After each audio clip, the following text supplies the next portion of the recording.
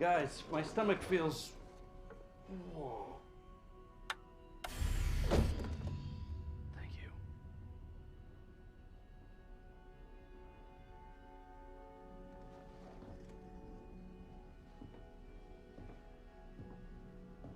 Now that we're out of the atmosphere, we should be able to lock onto the Zephyr. My goodness.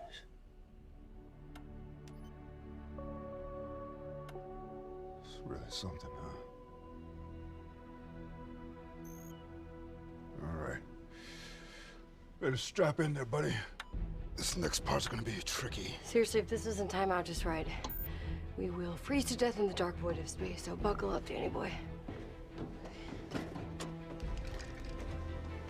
Triangulating burn path to Z1. Executing controlled burn in 3, 2, 1.